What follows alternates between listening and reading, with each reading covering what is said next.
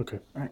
Hey everyone, it's Edwin here, Runner. and he's acting as my cameraman, and I'm doing my first ever weapons and accessories review. This is the SOG tabletop sharpener. Now I got this off of trueswords.com, located here in near here in Marietta, Georgia. Very good company if you want to order things from, and this is one of their great products. This, you just apply it to any non-porous surface, push this tab down, it's suctioned in. And with just a couple of strokes of your arm, it will sharpen any blade. And I have three here. These belong to Ruiner. We have here the KABAR Mule, a very good heavy-duty knife. The Cold Steel Spike, the Bowie knife version, which comes with this Secure X sheath. And this miscellaneous brand spring assist knife. Very cool to look at. Not the sturdiest, but it definitely has some weight to it and can be effective if you need it to be. Now, all we do is put the knife in between these two little grooves right here, and you pull. Now you can see that it's shaving the metal right off. And this is good like for your workbench or in your kitchen like I have it, because this is the place I have to really sharpen this kind of thing. And look at that, already it's putting a very good edge on it. Because that's the one I use for work. That's the one he uses for work.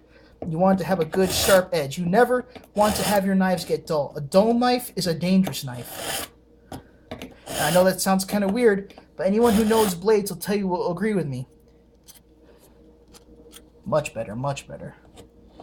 Now, the KABAR Mule has a 4-inch handle and I believe it's a 3 1/4 inch blade, about almost 8 inches in overall length, with a sturdy locking grip. Listen to that.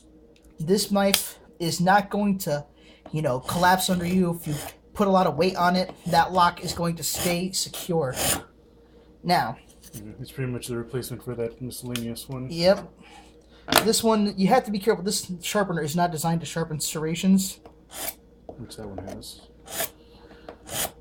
Look at that. Just a few pulls.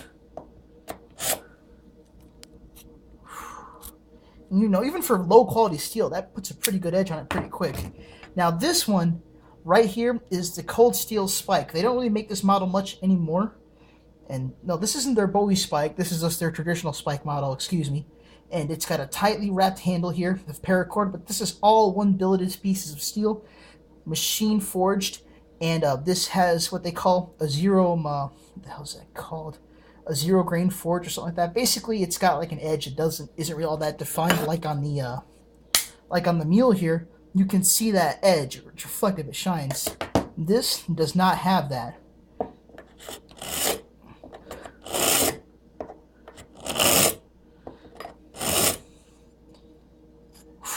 That's really nice. I like that a lot. Just pulls it right through. Now, some people like the older way of doing it with the stone or even a strop. I don't have the patience for that. Or if you're in a rush, if you need to just get your knife or even your machete sharpened really quick, this is a great way to do it. Or if you have a ton that you need to do like you. Oh yeah, I got a whole ton here. I got a whole ammo box full of these things. I mean, even as I'm shaving this thing, as I'm sharpening this now, I can feel the metal shavings on my hand here. You can kind of see them right there. Yep. Stop for a second. There you go. Yeah, so you can kind of see them. Camera kind of can't pick that up very well, but you can see that gray on top. Yeah. And this isn't just meant for knives. It can do machetes, like I said. Like, for example, here, we've got this big puppy. This is a United Cutlery knife. Their Tech Ninja Sword, they call it. And it's got this one has the zombie apocalypse theme. Once again, from True Swords, I think this ran like $40 or so. Very, very thick and heavy blade considering its size. Now, a blade like this, you can use it for some utilitarian work, but if you're going to use this in a fight, this is something that you'll want to have for a defensive purpose, to counter and quick strikes.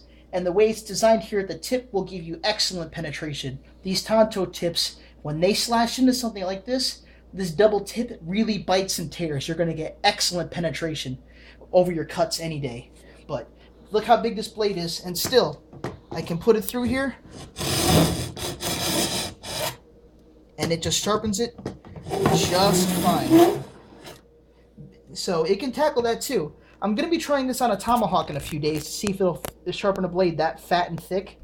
But this was just my first episode, and I kind of just wanted to review a handful of blades here. If you're looking for quality, United Cutlery's got it in a vast majority of their products.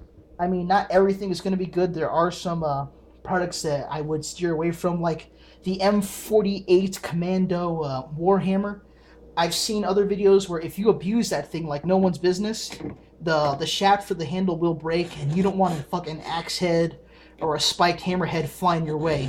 So please keep in mind that while you do use these weapons, use them within their respectable boundaries.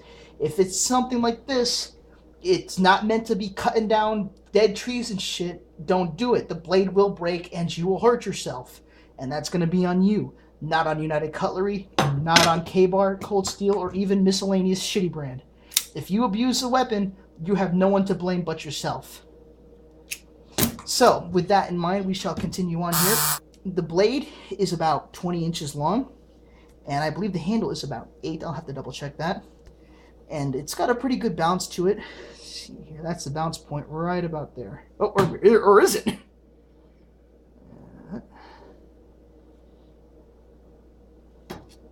Let's see here. So it's right in that middle ground there.